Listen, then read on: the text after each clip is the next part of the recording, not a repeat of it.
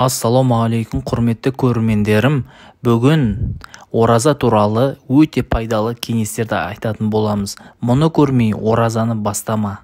Ал кеттік. Ораза ислам қағидаларының бірі, сондықтан мұсылмандар үшін ораза ұстау міндетті болып табылады. Әдетте ораза ұстаған адам күндізгі уақытта ас, су ішіп жеуге болмайтын түсінеді. Шын мәнінде бұл ұғым тек тамаққа ғана шектеу қоюмен сипатталмайды. Ораза кезінде тамақтан ғана емес, көзбен, қолмен, тілмен жасалатын күнәлардан, сондай-ақ кейбір әрекеттерден бас тарту керек. Мұмин ораза ұстай тұрып, мұны өзің жаратушысы үшін жасайтының және басқа ешқандай ниеті жоқ екенін айқын сезіну тиіс. Сіздермен бірге сау ағза арнасы. Достар, біздің каналда 80% адамдар арнаға тіркелусіз қарайды екен. Егер сіз осы видеоны көріп отырсаңыз, арнаға тіркеліп, қолдау білдіріп, лайк басып, қоңыраушаны баса кетіңіз. Сіздің болмаша ғана оп-оңай әрекетіңіз бізді шабыттандырады. Рамазан айында ораза ұстау мұсылманның 5 парызының бірі. Бұл қасиетте айда ораза ұстағандардың үлкен рақымшылыққа ие болады, ал оны ешқандай себепсіз ашқандар қатаң түрде жазаланатын болады. Мұхаммед пайғамбар саллаллаху алейхи уассалям ораза туралы былай деген: кімде-кім Рамазан айында жаратушының рақымшылығын күтсе, үміт етсе, шын сезіммен ораза ұстайтын болса, оның бұрынғы күнәлары кешіріледі.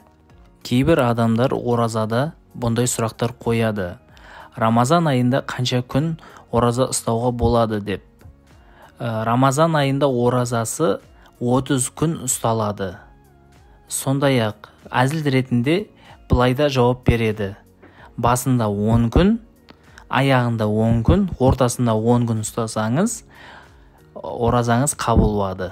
Немесе 30 күн. Оразаны бұзатын әрекеттер. Біріншісі, ораза ұстап жүргенін біле тұра қасақана тамақтану және темекі шегу. Егер ораза ұстаушы әдейі бір нәрсе жесе, немесе ішсе, темекі шексе, онда оның сол күнгі оразасы қабылданбайды. Бірақ егер ол қасақана емес, байқамай жеп қойса, ол адам ораза ұстап жүргеннің есіне түсіре салысымен тамақты немесе судың ішуін тоқтату керек. Ол оразасын осылай жалғастыра, ораза бұзылмайды. Екіншісі, төсек қатынасына түскен жағдайда. Жыныстық қарым-қатынастан кейін ораза ашылады.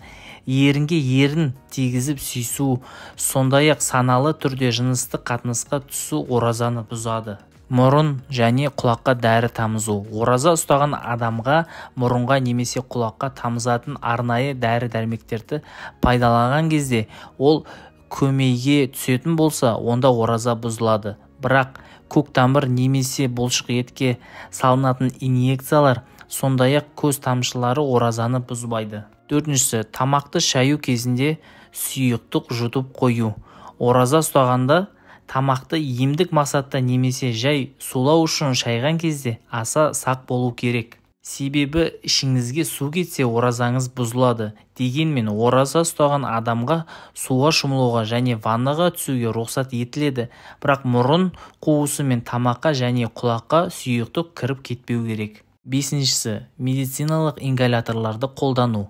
Ораза кезінде мүмкіндігінше ингалятор қолданудан аулақ болу керек. Алтыншысы, әдейі құсу. Егер ораза ұстаушы адам құсуды қасақана тудырса, онда оның оразасы бұзылады. Егер ол өз қалауымен құспаса, онда оразасы жарамды болады. Жетіншісі, етеккір келгенде. Күндізгі уақытта әйелдерге етеккір келген жағдайда ол ораза ұстауын тоқтатады. Ол бұл күндерді айдың аяғында өтеу керек. Ораза ұстаудың артықшылықтары. Біріншіден, ораза адамдарды жұмақ бақшасына кіргізетін кілт болмақ. Ол жайлы пайғамбарымыз саллаллаху алейхи уассалям былай деген: шынында жұмақта ар-раян деп аталатын қақпа бар. Қиямет күні келгенде қақпадан ораза ұстағандар ғана кіреді. Бұл қақпа арқылы басқа ешкім кірмейді. Екіншіден, ораза қиямет күнінде мұсылманның шапағатшысы болады. Қиямет күнінде ораза және Құран кәрім Аллахтың құлы үшін шапағат етеді деген хадис бар. Үшіншіден, ораза күнәлардың кешірілетін ай. Сонымен қатар жаратушы ораза ұстаған мүминдердің барлық тілегін қабылдайды делінген.